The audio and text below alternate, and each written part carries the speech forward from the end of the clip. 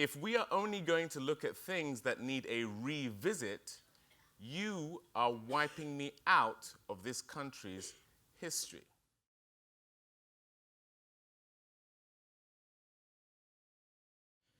Where to begin? Nothing like the smell of diversity in the morning. Okay, well, diversity. That word is to me what I think the words James Bond must be for Idris Elba at this point. Don't talk to me about that, don't. I'm going to be very honest with you guys here today. I am really, really tired of talking about diversity.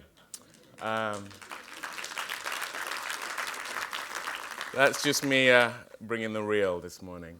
Why? Because I'm a storyteller. I love telling stories.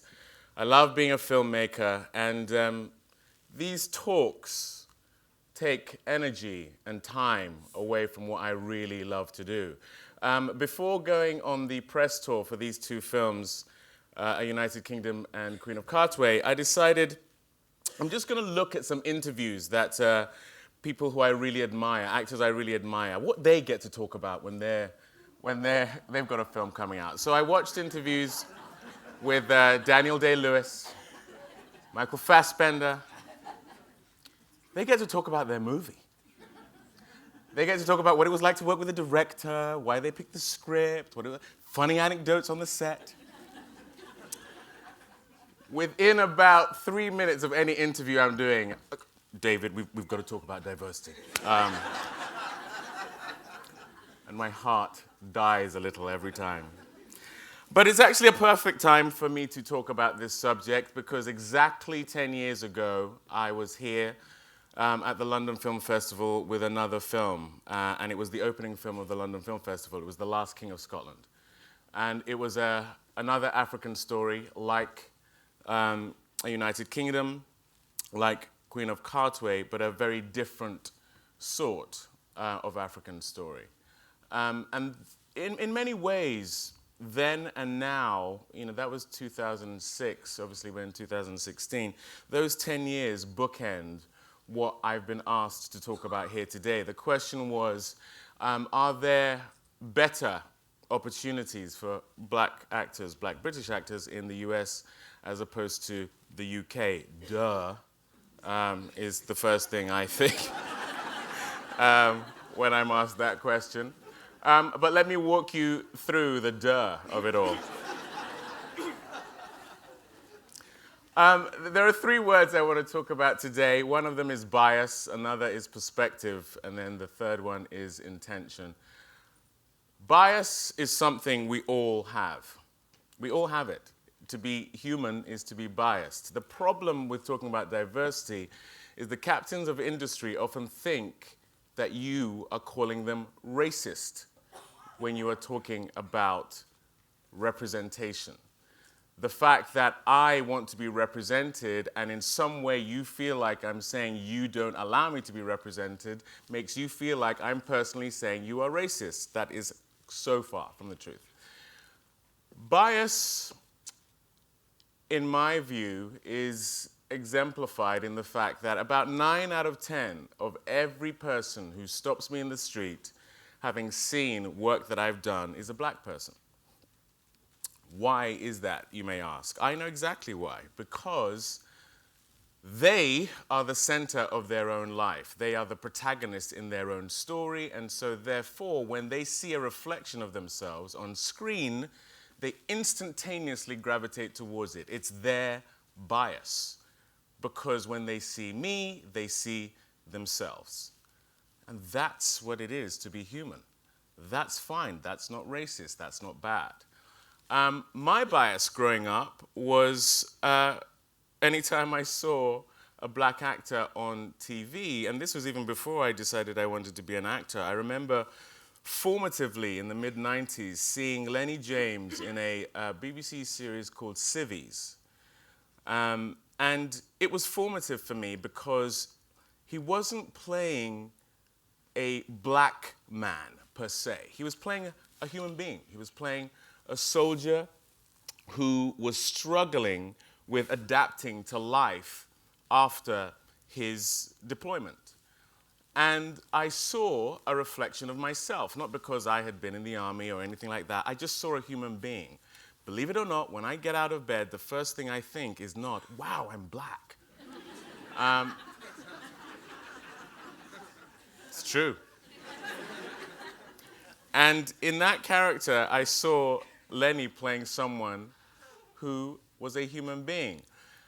I grew up with my heroes in the British film industry being Lenny James, Adrian Lester, Patterson Joseph, David Harewood. But to really see the zenith of achievement in terms of acting, I had to cross the Atlantic. It was Sidney Poitier, it was Denzel Washington, it was Will Smith. And I remember in 1998 seeing a film called Primary Colors, in which Adrian Lester got to play the lead. It was an American film. It blew my mind. I'd never seen that before. And a seed was sown, because I'd seen Adrian do great work here in the UK, but I didn't get to see him fully express his potential, in my opinion, until I saw Primary Colors, where he was in a film with John Travolta and Emma Thompson, and he was front and center. He was the protagonist. I didn't think much more of it. It just was a seed that lodged in my spirit, so to speak. But it became a North Star for me at that point. So I went to drama school. I went to the London Academy of Music and Dramatic Arts. My first year there, I was the only black person in the whole school. It's neither here nor there. It's just a fact. I finished my 3 years there, was at the Royal Shakespeare Company for 3 years. But before I went to the Royal Shakespeare Company, I had determined after drama school that basically the roles I saw black actors playing on TV were not for me. The reason being, I felt that they were cliched, I felt that they were stereotypical, I felt that they were always on the periphery of the story. So when I was meeting agents after drama school, I said, basically, I will sign with you if you're going to put me up for the roles that white actors are going up for. One agent in particular literally laughed at me, literally. It wasn't until I found an agent who maybe hadn't had that said to them before, but got with the program, and I signed with him. And very soon after that, I got to play Henry VI at the Royal Shakespeare Company. Well, playing the King of England was a pretty good start for playing the kind of role white actors get to play. But then Spooks came along, and I got to play a role that wasn't race-specific, and basically kind of do Bond, every week in its own little way. And I loved doing that. And after 3 years, myself, Matthew McFadden, and Keely Hawes decided to call it a day. And like I say, what Adrian had done in Primary Colors was a North Star for me, because I saw him as the protagonist. I saw him as the center of his story, as was borne out in my own life. So after the notoriety that Spooks gave me, during that I thought, okay, let me not wait for anyone to give me the opportunity. Let me go and find the kind of story I want to be in. I grew up watching period dramas, as we all did in the 80s and 90s here in the UK, Merchant Ivory movies, endless adaptations of Jane Austen, Dickens, again and again and again. But I loved them. I never got to see anyone who looked like me in them, so I decided to go and find a story in order to erode the excuses for me not to be in that kind of narrative. So I found the story of Bill Richmond, a bare-knuckle boxer in the early 1800s, an incredible story, arguably the first black sporting superstar. So I wrote a 20-page, very detailed treatment. I thought, let me take charge of my own destiny. I sent the treatment around, got great feedback, looked like it was something that was going to happen. And then something formative happened for me. One of the places I sent the treatment to, I would love to read you the feedback I got, because it tells a story. So this is October of 2004. This was my reply. This is a beautiful and strong love story with a hugely emotional reveal. Both Victoria and Richmond are hugely sympathetic, involving and above all charismatic characters.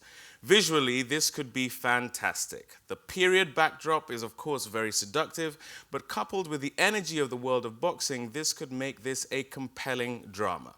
We also particularly liked the social resonances and the sideways look at the politics of slavery and race. Here it comes. Our main concern is the lack of opportunities we have for costume dramas. Lie. We do not imagine that this would be a cheap piece, and because of the level of investment we are tending to plan our proposed period pieces at least 2 years in advance. This means that we are more or less confident that we do not need a new piece until 2007 or 2008. And even then, we already have a good idea of what that may be. We feel that although the story is fabulous, if we are going to do fewer pieces, there does need to have an element of treat surrounding them, and often that means that the viewer must have a sense of what it is they are to get, either a familiar title or a piece of history which is ripe for a revisit. That was my reply. So I want us to focus on 2 words in that email. The word treat and the word revisit. So when I talk about bias, the story of Bill Richmond, that's a treat for me. The word treat is subjective. You know, what's treat? But if you are the person legislating, deciding, enabling what the entire country gets to see, or the possibility of what they can get to see, and what you deem to be a treat is what dictates that, that's a lot of power. The other word that is more dangerous, in my opinion, is the word revisit. I'll read you that last sentence again. It needs to either be a familiar title or a piece of history which is ripe for a revisit. Well, if my history, my indisputable British history, has never been visited, where does that put me?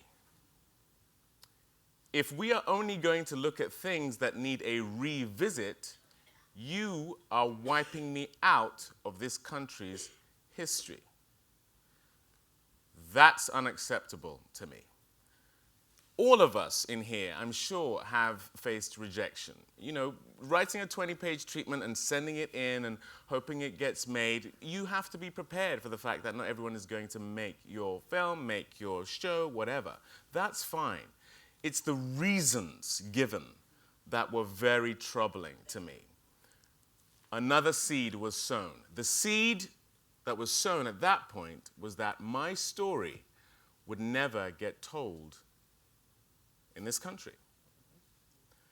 Because I'm not going to name who sent me that email or for whom they worked, but they are a curator of culture.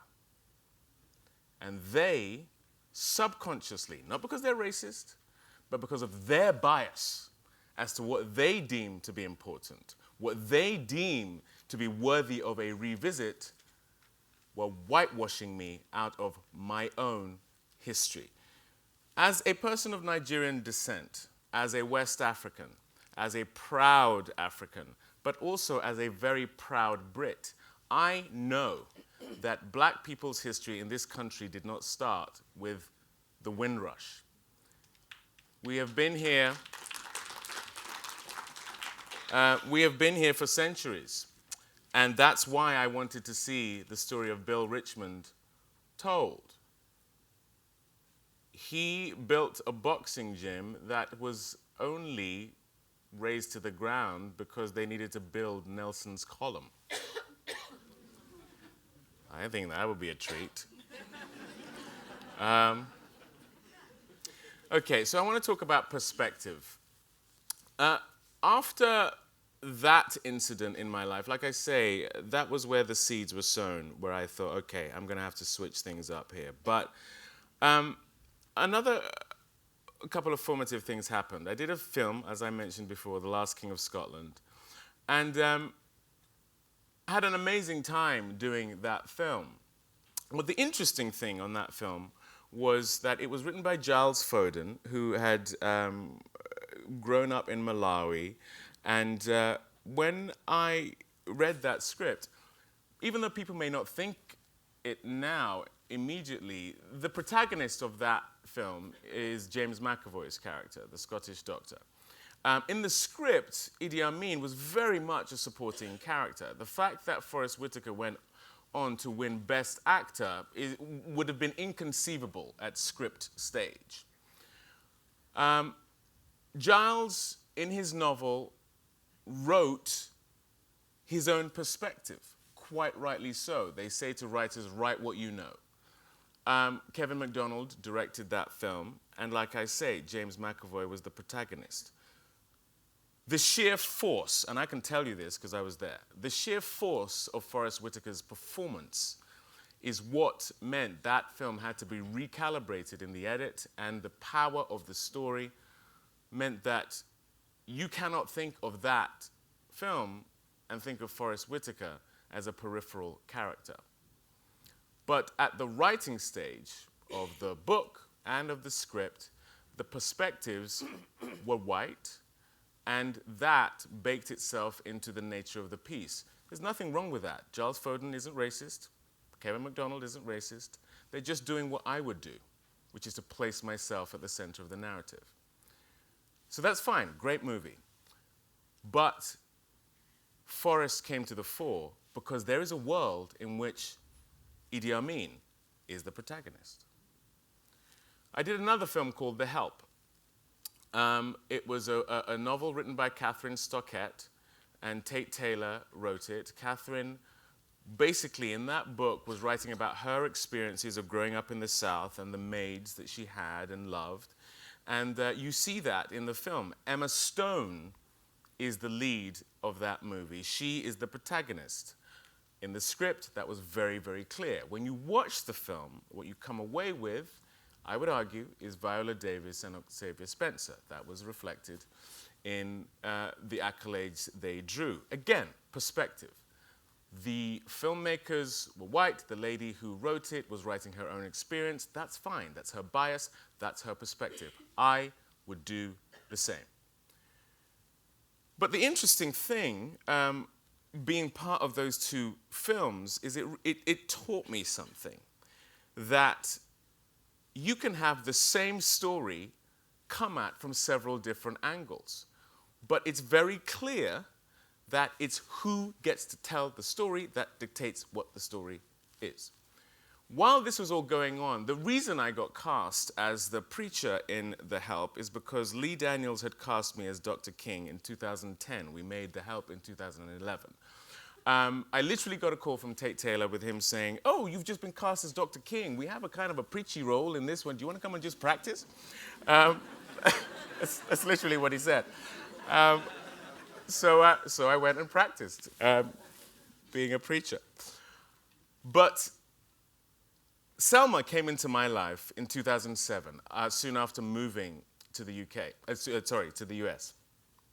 And I read that script, and believe it or not, the central character in that film was Lyndon Baines Johnson. Dr. King was on the periphery. The screenwriter was white, the director at the time was white.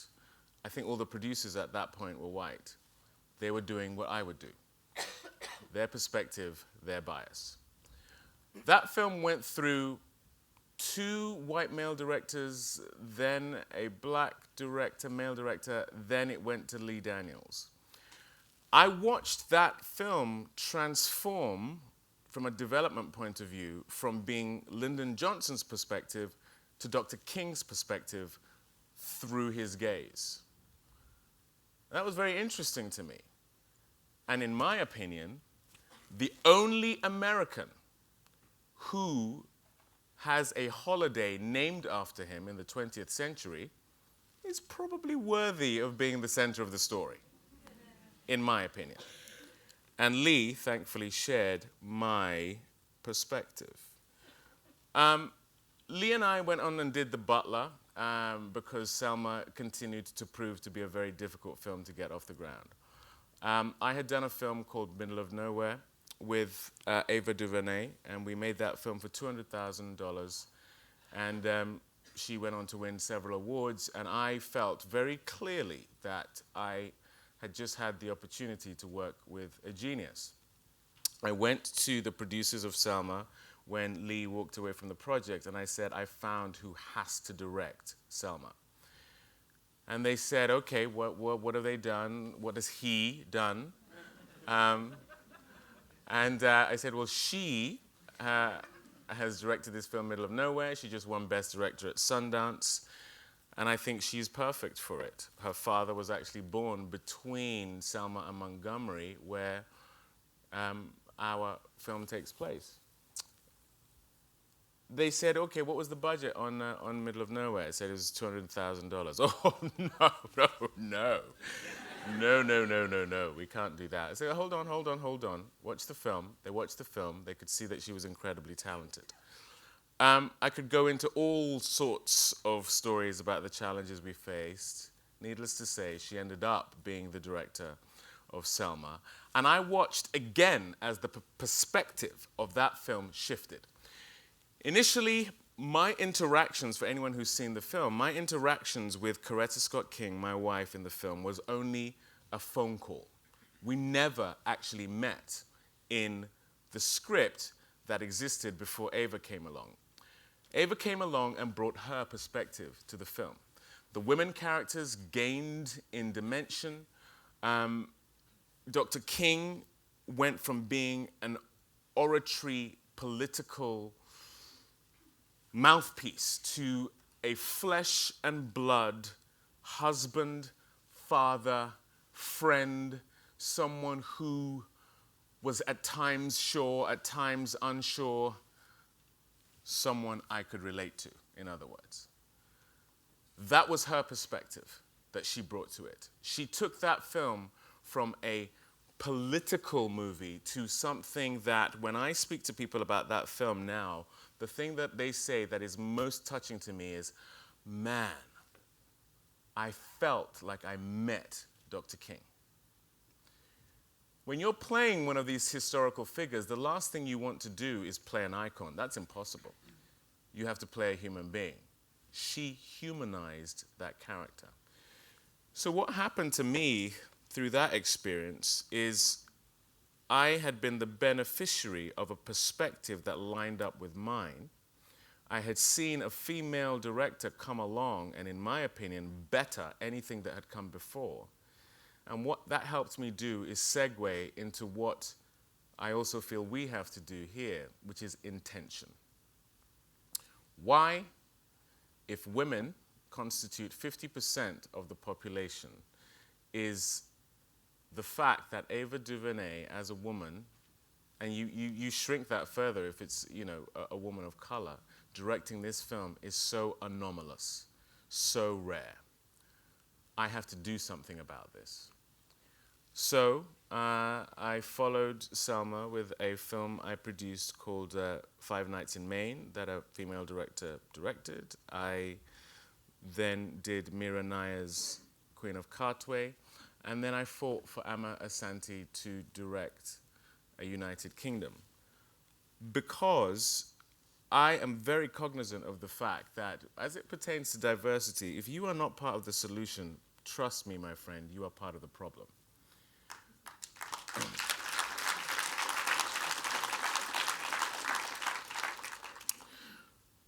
The thing I want to say to us here tonight, you know, I know we have captains of industry in here, and this thing is only going to happen. We are only going to get to the point where I don't have to give these talks, you don't have to listen to these talks, we don't have to keep on talking about diversity.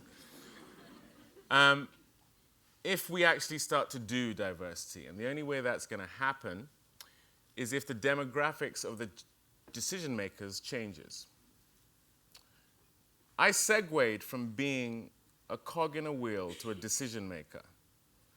And my perspective, my bias, now governs the work I do because I create the work I do and I create the world I want to see.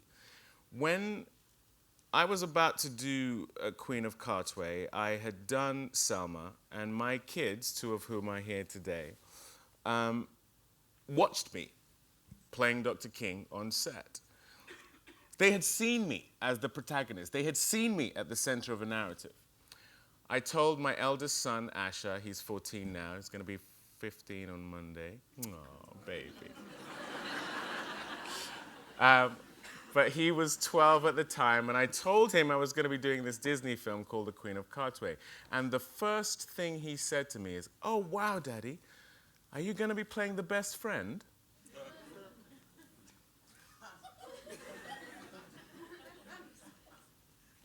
I didn't really know what to say. I didn't really know what to say, but what I knew is that that statement was a product of what he had seen. He watches a lot of movies. We watch a lot of movies in my house, and someone who looked like me is to play the best friend. Okay, that's not happening anymore, I thought to myself. Perspective. So, intention. If you look at your companies and half of your staff are not female and a decent percentage of them are not people of color, then you are part of the problem. Because you need people working for you and you need people in positions of leadership who can exercise their bias, who can exercise their perspective. That is the only way this thing is going to change. The odd token thrown, the odd bone given is not going to do it. Don't pat yourself on the back because you made that black drama.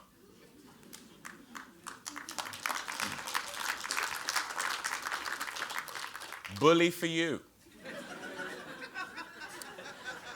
That's not diversity, my friends. It's got to be baked into the foundation of where the ideas flow from. The reason why Queen of Cartway exists is because of an executive at Disney called Tendo Ngenda, who is of Ugandan parentage and walked this story up and down the halls of Disney for years before it got made.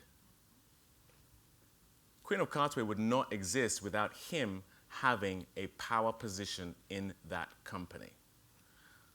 The version of Selma that you see when you watch that film would not exist without Oprah Winfrey being one of the producers on that movie. Trust me, I know, I was there. I'm going to end with this, and it's a silly story, but it kind of typifies what I mean. In our house, we're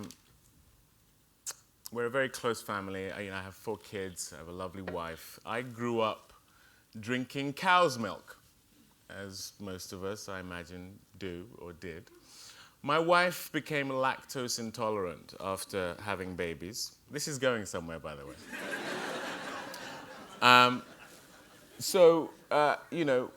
I couldn't get with the goat's milk thing. So we would have cow's milk and goat's milk in the fridge. My kids grew up with cow's milk and goat's milk. They don't discriminate. They go to the fridge. Some mornings it's cow's milk. Some mornings it's goat's milk. They don't even think about it. My brother comes to stay with us every now and again. No one, this is going somewhere, people. My brother comes and stays with us now and again, and he drinks coffee. No one else in the house drinks coffee. And so whenever he's there, we go out and get his coffee that he likes. And, for the time he's with us, the house smells of coffee. It's, I can always tell my brother's around. And then he lives in Australia now. Whenever he leaves, the smell of coffee lingers for a bit, and then it's gone. And we go back to our bias, our perspective. The point is, it's time for your brother to move in, not just visit. We want to move in, people. I don't want those emails. I don't want you telling me that my history doesn't matter. I want to move in. I want to be in the bedrock. I want to be in the foundation. I want to be there at the decision level. I don't want to just visit you as your brother occasionally. I want to live with you as your brother, as a Brit, as a person who's proud to call himself as such. I now live in America. I'm gone, folks. There are some great actors that I can see right here. Cobner, David Jesse.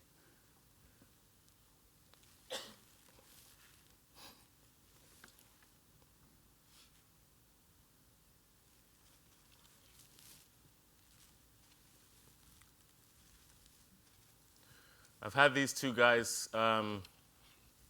visit me in LA, and we've bemoaned these things. I make light of it, but we've sat there together, we've prayed together, we've scratched our heads together, we have felt displaced together, we have felt abandoned together. They're still here. I felt I had to leave. Please stop this talent drain. You have to change the demographics of the people who are making these decisions. You are the curators of culture. You are those who are going to shape the minds of those coming up. If I had seen a film like A United Kingdom when I was leaving drama school, I don't think I would be living in America now.